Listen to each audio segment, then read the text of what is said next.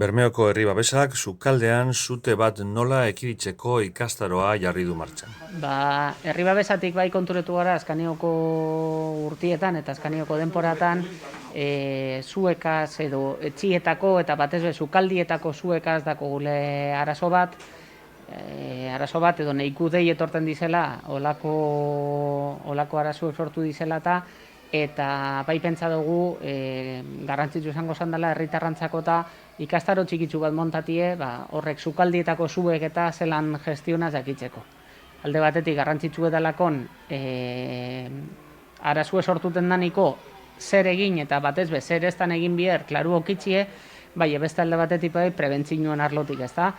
Aurretziz ez badakigun ze geuz egin aldo zen ondo sukaldeko zu bat sortuteko, mobilizazio gitxio egongo dela eta arazo gitxio sortuko dela etxietan eta komertzitutan. Sartuten dizen dei asko zute bat hauelakon eta bertan zuti amataten zuteko dizela partikularrak sukaldietan dako zeien arazuek, zein beste egunin adibidez egondan taberna bateko sukaldien bebai, azkanin funtzionamentu bardine dalakon zuek arazue sortuteko momentuen, bai ikusi dugu lako deizek aspaldizon asko hasi dizela. Eta horregaitzik eretzi dugu garrantzitsu edala olako ikastaro bat montatie, behintzet pasaten daniko zer egin eta zer ez egin jakitzeko, eta aldala zer egin ez pasateko.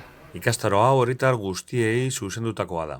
Bai partikularrak edota edozein elkarte, kuadrilla, txoko edo negoziotako kideek parte hartu aldute. Ikastaroa euskeraz edo gazteleraz egin alda, eta data eta ordutegiaren aldetik guztiz moldagarria da. Herri Babeseko kideek azaldu duten moduan taldeak moldatzen ari dira eta oraindik izena emateko aukera badago.